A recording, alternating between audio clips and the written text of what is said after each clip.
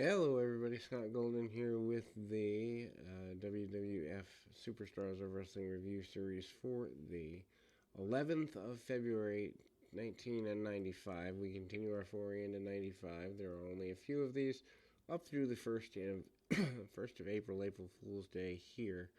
And we continue the foray as this is what is offered by the Peacock Network at the time. They seem to add about 10 episodes every month, so hopefully, maybe, we'll get more out of that. But needless to say, the idea of a Tatanka match in 1995 probably doesn't thrill anyone, including Tatanka for that matter, but the $1 Million Man Ted DiBiase does bring out Tatanka with him here, and we kind of go into that run. And again, $1 Million Corporation headstrong. If you're new, we've got over 250 almost of the Superstars of Wrestling series. Also got nearly 2,500 of these overall wrestling related programs. My goal is to have 25, 30,000 of them someday, but with my health and having chronic health conditions, probably not going to get there, but I can dream. And ultimately, anyway, so as we continue forward, of course, the $1 Million Corporation, kind of a big deal here in 1995. The center of the LT storyline controversy is a major part of that there. And as we kind of go forward, it's kind of an interesting run as DiBiase gains prominence through 95, kind of gone by the midpoint of 96. Just interesting how much they put things forward in a, I guess you'd say, pretty strong run there, or whatever have you. Needless to say, kind of an interesting kind of go around, and ultimately, you know, anyway, Tatanka with the very basic match. Tatanka at this point looking rather bloated, to be completely honest, kind of in a rough go of it. Punch kick, very basic maneuvers for Tatanka. Tatanka doesn't really have a heck of a lot going on at the um, at the moment, and gone by, I think, his last match during the first run, something like 19 and 96 Royal Rumble right thereafter. So, I mean, he's a year away from being gone after being such a major force in the promotion for an extended period of time. Also, the foray into Man Mountain Rock being an original and first run character here is there as well.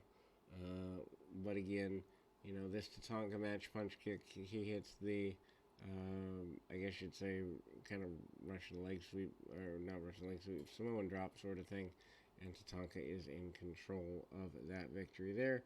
Also features Vince McMahon and Jerry Lawler on commentary, including pre-taped comment made earlier in the week by Bam Bam Bigelow, who said he would not apologize to Lawrence Taylor and wouldn't stop challenging Taylor to wrestle him until he stepped into the ring with him, calling Taylor a joke. Who hidden behind his lawyer featured a live event news segment hosted by Stephanie Wyatt, including Stan Lane conducting an interview with Hakushi and Shinjo, where Shinjo explains Hakushi's tattoos are represented his beliefs in that Hakushi is Japan's greatest athlete.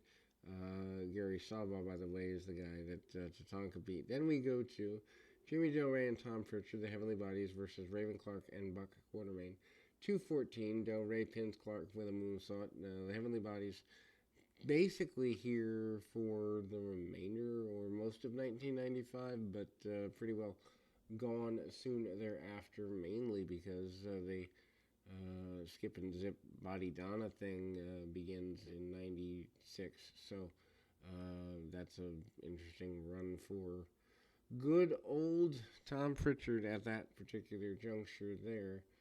Needless to say, not exactly good. Jim Cornette, though, is still fantabulous in his role with the Heavenly Bodies. I mean, their basic double tag team or double team maneuvers, simple stuff as it were.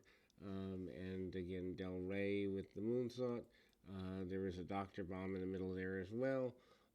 Again, the legal letter from the lawyer of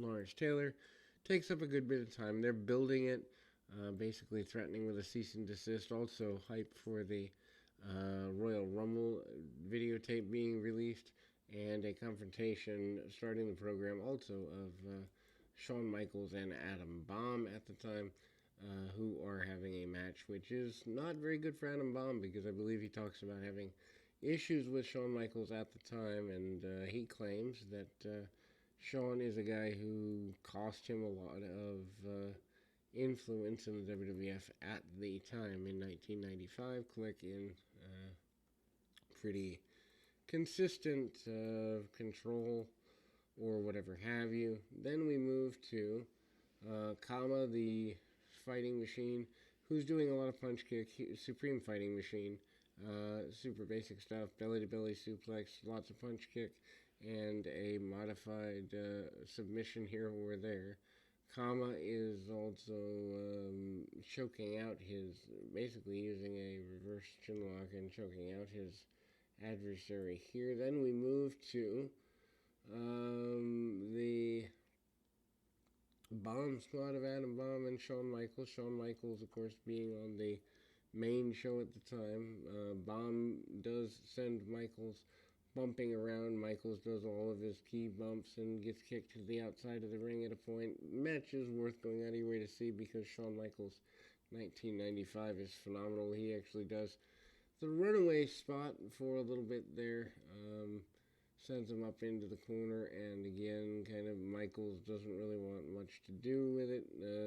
Gets a few quick jabs in, and obviously the power of Adam Bomb's undercut in this particular match. Michaels gets a near fall, takes the man down with a chin lock, and obviously tries to quit or tries to cheat wherever he can.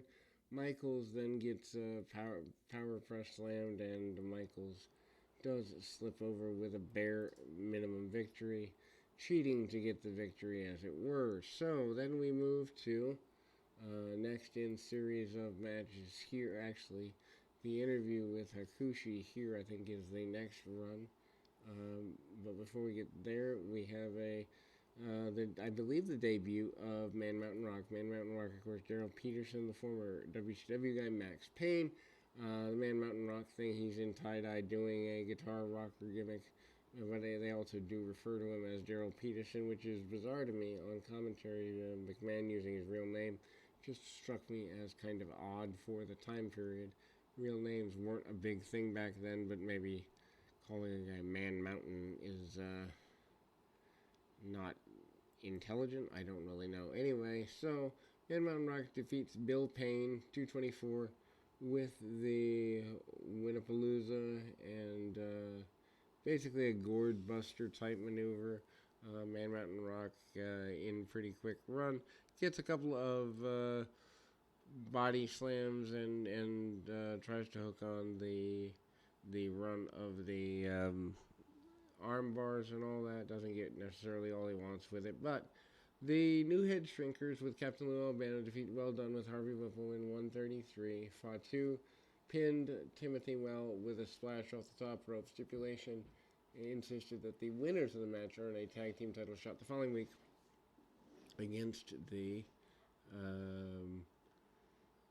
Smoking Guns, and there is a guest ring announcer involved in that. The team of Well Done to be done in just over 90 seconds here.